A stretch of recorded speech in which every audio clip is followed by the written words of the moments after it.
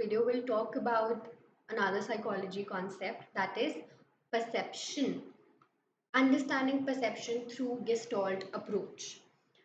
अब परसेप्शन को समझने के लिए बहुत सारी अप्रोचेस हैं, बट यहाँ पे टिपिकली इस वीडियो में गेस्टॉल्ट अप्रोच पे ध्यान दिया गया और बहुत फेमस अप्रोच है। लास्ट वीडियोस में अपन ने कवर करा था अटेंशन क्या होता है, सेंसेशन क्या होता है। जो सेंसेशन है वो अपन ने देखा था कि स्टिमुलाई को अपन सेंस कर रहे हैं थ्रू 5 सेंसरी ऑर्गन्स, पर after having that experience of sensation आगे क्या प्रोसेस होता है, कैसे अपन उस सेंसेशन को एक मीनिंगफुल वे में इंटरप्रेट करते हैं, इज व्हाट परसेप्शन। परसेप्शन का मतलब यही है कि आप एक पर्सन कोई भी नया एक्सपीरियंस इनकाउंटर कर रहा है या फिर कोई भी एक नया सेंसेशन इनकाउंटर कर रहा है, हाउ दैट सेंसेशन और एक्सपीरियंस इज मीनिंगफुली इंटरप्रेटेड, ठीक है, by the person, is perception. इसका मतलब क्या होता है, मीनिंगफुल इंटरप्रिटेशन एक सेंसेशन का, परसेप्शन। गेस्टॉल्ट अप्रोच समझने से पहले यहाँ पे आप पजल पे ध्यान दीजिए। ये जो पजल है, मैं अगर फर्स्ट ग्लांस में देखूँ तो मुझे कार का पजल दिख रहा है। बैकग्राउंड पे जाएंगे तो स्काई, क्लाउड्स, सन, ग्रास, ये सब हमें दिख रहा है। पर क्या मैं ये बोलूँगी कि सब मेरे फर्स्ट ग्लांस में मेरे को पीसेस ऑफ पजल्स दिख रहे हैं? नहीं, मेरे को एक कार दिख रही है। तो गेस्टॉल्ट जो वर्ड है उसका मतलब ही यही है, यूनिफाइड होल।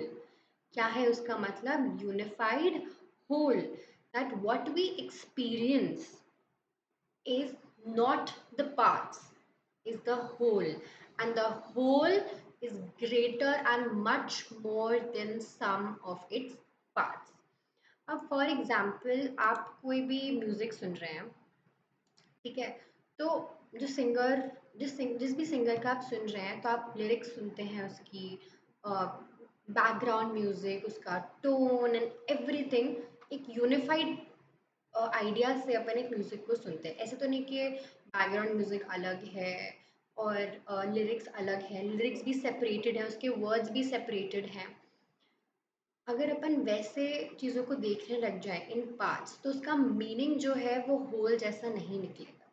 तो गेस्टॉल्ट साइकोलॉजिस्ट का कहने का मतलब यही था कि जो कैरेक्टरिस्टिक है होल की, वो डिफरेंट है कैरेक्टरिस्टिक एक पार्ट की। अब इस पार्ट की कैरेक्टरिस्टिक मैच नहीं करती इस पूरे पजल से, राइट, इस पूरी कार के कैरेक्टरिस्टिक मैच नहीं करती है इससे। अपन कोई भी पेंटिंग देखते हैं तो अपन पेंटिंग को एज अ होल देखते हैं, उसके कलर को हम सेपरेटली नहीं देखते हैं, क्या वो डिपिक्ट करती है पेंटिंग, क्या वो कनेक्शन शो करती है।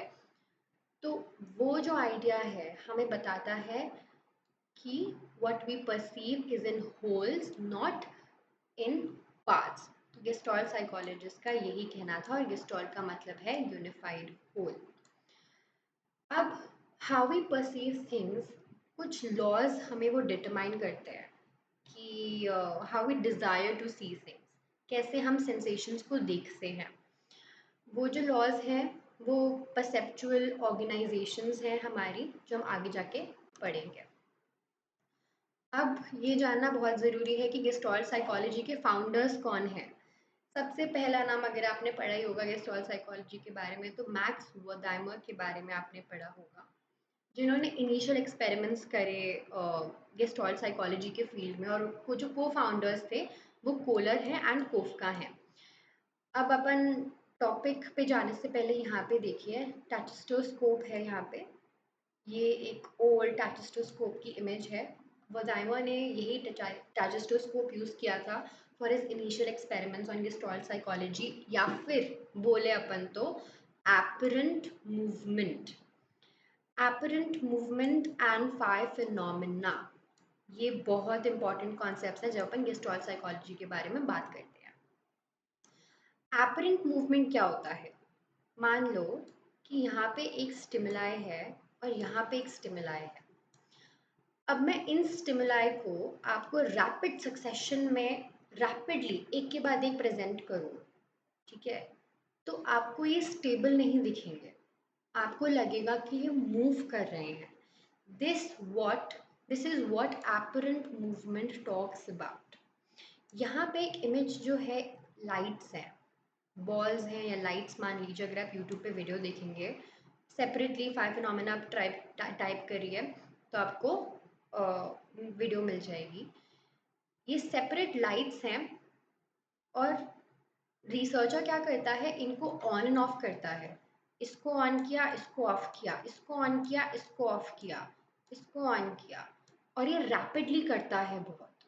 तो जो रैपिड सक्सेशन में होता है ना, ये तो स्टेबल है लाइट्स, पर जब वो रैपिडली वो ऑन एंड ऑफ करता है तो हमें लगता है कि ये लाइट्स जो है, ये जो एक लाइट है वो सर्कुलर मोशन में घूम रही है, राइट। तो जो स्टिमुलाई है वो स्टेबल है, वो स्टेशनरी है, पर हमारा विजुअल परसेप्शन कैसा है, उसको लग रहा है कि वो मूव कर रहा है। This is what apparent movement is all about. Apparent movement का एक पार्ट है फाइव फिनोमेना, और इस पे वोदाइमर ने एक्सपेरिमेंट करा था। दो कार्ड्स एक स्क्रीन पे प्रेजेंट करे थे थ्रू टाचोस्टोस्कोप वोदाइमर ने। On one frame, the first image depicted a line on the left side of the frame, and the second image depicted a line on the right side of the frame. अब वदाइमर ने इन दोनों image को rapidly present करा। Findings क्या आई, बहुत interesting है। अब उन दोनों फ्रेम्स के बीच में जो टाइम इंटरवल है ना, वो बहुत इम्पोर्टेंट है वदाइमर के हिसाब से। लेफ्ट साइड लाइन है, राइट साइड लाइन है, रैपिडली वो प्रेजेंट कर रहे हैं। तो अगर 1 सेकेंड का इंटरवल देते हैं तो सब्जेक्ट बोलता है कि वो दोनों लाइंस हमें स्टेशनरी दिखी, ठीक है। वो दोनों लाइंस हमें क्या दिखी, स्टेशनरी दिखी, एक लेफ्ट पे एक राइट पे। अगर अपन 1 सेकेंड टाइम इंटरवल को थोड़ा शॉर्ट कर देते हैं और वो जो इंटरवल है वो 1/5 ऑफ अ सेकेंड है, तब जो रिस्पॉन्स आता है सब्जेक्ट का वो ये आता है कि उसको सिर्फ एक सिंगल लाइन दिखी है, moving from left to right. That movement we see of the line from left to right, apparent movement हमें दिखा है उस लाइन का। तो वदाइमर की फाइंडिंग यही थी, that perception of apparent movement occurred only when an appropriate interval of time was given. अगर अपन 1/5 ऑफ अ सेकेंड से और रिड्यूस करते, 1/30 ऑफ अ सेकेंड करते अपन, तो सब्जेक्ट का रिस्पॉन्स यही था कि उसको दो स्टेशनरी लाइंस दिखी, एक लेफ्ट में और एक राइट में, तब हमें एपरेंट मूवमेंट नहीं दिखा। तो ये एक बहुत इम्पॉर्टेंट एक्सपेरिमेंट है एपरेंट मूवमेंट पे, फाइव फिनोमेना पे, और कैसे वदाइमर ने टाचोस्टोस्कोप यूज़ करके ये एक्सपेरिमेंट किया। यहाँ पे मैंने आपको मेंशन किया था कि साइकोलॉजिस्ट ने, गेस्टॉल्ट स्कूल में साइकोलॉजिस्ट ने कुछ लॉज डिटरमाइन करे हैं that govern people's desire to see things, how they can see things, ठीक है, कैसे वो ऑर्गेनाइज्ड करके चीज़ों को देखते हैं। फॉर एग्जाम्पल, मैंने आपको आप फुटबॉल मैच देखते हो, ठीक है। फुटबॉल मैच में दो टीम्स हैं, एक ने रेड जर्सी पहन रखी है और एक ने ब्लू जर्सी पहन रखी है। तो आप जैसे उन दोनों टीम्स को देखोगे तो यही बोलोगे ना कि जो जिसने रेड जर्सी पहन रखी है वो एक पार्ट, एक अलग टीम है, जिसने ब्लू जर्सी पहन रखी है वो एक अलग टीम है। तो this is one of the law कि हम कैसे चीज़ों को ग्रुप करते हैं, कैसे विजुअली हमारा विजुअल परसेप्शन डिटरमाइन करता है कि how we group things, how we organize things on the basis of proportion, size, कितनी पास है वो, कितनी सिमिलैरिटी है उनके बीच में। तो अपन इन सारे लॉस पे एक बार फोकस करेंगे। और बहुत बहुत बहुत इंटरेस्टिंग जो है पहला लॉ है, वो है फिगर ग्राउंड रिलेशनशिप का। अगर मैंने इस ब्लैक पे फोकस किया, ब्लैक कलर पे, तो मेरे को दो फिगर्स दिखेंगी, यहाँ पे एक मैन की और यहाँ पे दूसरे मैन की, राइट। अगर मेरा फोकस वाइट बैकग्राउंड पे रहा तो मेरे को ये ब्लैक इमेज दिखेगी क्वास की। तो अपना बैकग्राउंड क्या है, आप विजुअली जब आप देखते हो सबसे पहले तो आप ब्लैक को बैकग्राउंड मानते हो या फिर आप वाइट को ब्लैक बैकग्राउंड मानते हो, वो डिटरमाइन करता है कि आपके लिए फिगर क्या है और बैकग्राउंड क्या है, राइट। तो ये this is one of the law that how we segment are background, foreground and are figure, right? Another law is the law of proximity. Proximity का मतलब सबको पता है, पास, चीज़ों का पास होना। यहाँ पे अगर मैं इन दो इमेजेस को देखूंगी ए एंड बी को, तो मैं क्या बोलूँगी, दिस इज वन ग्रुप, ठीक है, और यहाँ पे क्या है, तीन ग्रुप्स हैं, ठीक है, यहाँ पे क्या है, तीन ग्रुप्स हैं। अब मैंने वन ग्रुप किसको बोला, जो पास पास में थी। यहाँ पे इन ये जो चारों डॉटेड लाइंस हैं, इसमें दो के बाद थोड़ा सा गैप आ गया है, राइट। तो मेरे को पता चल गया कि ये दो दो हैं वो सेपरेट ग्रुप फॉर्म करती है, और जो बाकी की चार है वो दो दो अलग ग्रुप फॉर्म करती है। तो कैसे अपन परसीव करते हैं चीज़ों को और ग्रुपिंग करते हैं हम चीज़ों की, ये हमारा लॉ ऑफ प्रॉक्सिमिटी बताती है, राइट। जितनी पास होंगी चीज़ें हम उनको उतना ही क्लोजली ग्रुप करेंगे। सिमिलैरिटी, यहाँ पे क्रीम कलर की डॉटेड लाइंस है और यहाँ पे ब्लू कलर की डॉटेड लाइंस है। वही फुटबॉल वाला एग्जाम्पल आप समझ लीजिए, हमने इन तीनों क्रीम लाइंस को, डॉटेड लाइंस को एक साथ ग्रुप कर दिया और ब्लू लाइंस को एक साथ डॉटेड कर दिया क्योंकि हमें ये सिमिलर लग रही थी, राइट। उसके हिसाब से that how we perceive things according to the law of similarity, ये बताना चाहता है। now continuity, अगर मैं ऐसे ऐसे करके यहाँ पे एक ड्रॉ कर दूँ लाइन, अपन को पता है कि जो मूवमेंट, ये जो मैंने गैप्स छोड़े हैं, अगर अब हम ऑटोमेटिकली इन गैप्स को फिल कर देते हैं और हमें पता लग जाता है कि जो लाइन है वो इस डायरेक्शन में कंटिन्यू होगी, तो हमारा लॉ ऑफ कंटिन्यूटी यही सजेस्ट करता है that how we group different different separated elements together, और कैसे हम लॉ ऑफ कंटिन्यूटी परसीव करते हैं। हम एक कंटिन्यूस पाथ फॉलो करते हैं, हम एक डायरेक्शन फॉलो करते हैं। The human I follows the paths, lines, curves of a design. हम विजुअली फ्लो में, उस कंटिन्यूस फ्लो में चीज़ों को देखते हैं। तो this is another law of our perceptual organization. The next is law of closure. यहाँ पे भी सेपरेट एलिमेंट्स हैं, सेपरेटेड लाइंस हैं, जुड़ी भी नहीं है लाइंस, बट हम जब फर्स्ट ग्लैंस जाता है हमारा तो बोलते हैं कि यार this is a circle, this is a square या रेक्टेंगल। पर ये रेक्टेंगल ऐसा नहीं होता, सारी लाइंस उसकी जुड़ी हुई होती हैं। यहाँ पे तो लाइंस जुड़ी हुई है ही नहीं, बट ऑटोमेटिकली हम क्या कर देते हैं, गैप्स को फिल कर देते हैं, राइट। तो this is an example of law of closure. Law of common region, what does it suggest. आपने कोई भी फोल्डर बनाया अपने लैपटॉप में, राइट, और different different subject wise, psychology का सब्जेक्ट है, उसके अंदर ये पर्टिकुलर टॉपिक्स आएंगे, मैथ्स का ये है, इंग्लिश का ये है। हमें पता है कि जो फोल्डर्स हैं वो एक डिफरेंट रीजन या बाउंड्रीज क्रिएट कर रहे हैं उसके अंदर के कंटेंट्स के लिए। तो जो लॉ ऑफ कॉमन रीजन है वो यही बोलता है दैट जो चीज़ें क्लियर बाउंड्री डिफाइन कर रही होती है ना, अपन उनको एक साथ ग्रुप कर देते हैं।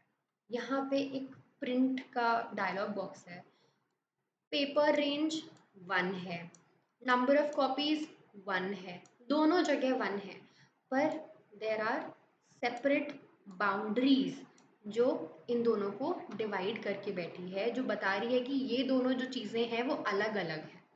तो this is what law of common region talks about. Law of pregnance, law of pregnance ये बोलता है, आप लॉ ऑफ प्रेगनेंस के बारे में और भी जाके डिटेल में पढ़ेंगे। यहाँ पे एक बहुत सिंपल तरीके से समझाया गया है जो ओलंपिक गेम्स हैं उनका उसके लोगों के अकॉर्डिंग लॉ ऑफ प्रैग्नेंस ये सजेस्ट करता है कि अपन कॉम्प्लेक्स चीज़ों को सिंपल तरीके से देखते हैं। यहाँ पे ये कॉम्प्लिकेटेड है। अगर अपन देखें कि एक रिंग और सर्टेन पार्ट्स ऑफ रिंग कैसे इंटरलॉक कर रहे हैं एक चीज़ को, पर अपन इसको सिंपल तरीके से देखें तो अपन को पता चलता है कि एक कनेक्शन का जो है एक आइडिया डिपिक्ट कर रही है, कनेक्टेडनेस का एक आइडिया डिपिक्ट कर रही है। और ये एक ओलंपिक गेम्स का लोगो है, तो एक कॉम्प्लिकेटेड इंटरलॉकिंग को अपन एक कनेक्शन के थ्रू देख रहे हैं, कनेक्टेड आइडिया के थ्रू देख रहे हैं। वो है लॉ ऑफ प्रेगनेंस। कैसे हमारा ब्रेन जो है, our brain can not take complex things, वो कॉम्प्लेक्स चीज़ों को सिंप्लीफाई करके ही परसीव करेगा। The next one is symmetry. Our face, हमारी आईज, लिप्स और टू नॉस्ट्रल्स कैसे वो एक सिमेट्रिकल ऑर्डर में है। यहाँ पे मैंने जो टेक्स्ट करा है वो लेफ्ट अलाइंड है, वो सिमेट्रिकल है। तो कैसे हम शेप्स को, साइजेस को और सर्टेन एलिमेंट्स को एक सिमेट्री में देखते हैं। अगर हमने ए लिखा है और बहुत गलत तरीके से ए लिखा है, पर हम उसको परसीव कर लेते हैं एक प्रॉपर ए में भी, अगर वो सिमेट्रिकली भी नहीं लिखा तभी अपन परसीव कर लेते हैं, राइट। सिर्फ आधा लिखा हुआ है मैंने ए, बाकी का छोड़ा हुआ है, पर मैंने परसीव कर लिया लॉ ऑफ सिमेट्री के थ्रू कि ए है, राइट। कैसे हमारी eyes, nostrils, half part of the lips, year, head, cheeks दूसरे पार्ट ऑफ द फेस से कैसे सिमेट्री में है, वो हमारा लॉ ऑफ सिमेट्री सजेस्ट करता है कि हाउ वी परसीव इट, कैसे हम चीज़ों को सिमेट्री में परसीव करते हैं, right. So this was all about gestalt approach, कि क्या उसके परसेप्चुअल ऑर्गेनाइजेशन है, लॉज ऑफ परसेप्चुअल ऑर्गेनाइजेशन, और कौन उसके फाउंडर्स हैं। In the next upcoming videos, we'll talk about perceptual constancies, और मैंने बताया था पहले depth perception and all. So this was all of it. Thank you. Please share, like and subscribe for more psychology content. Thank you.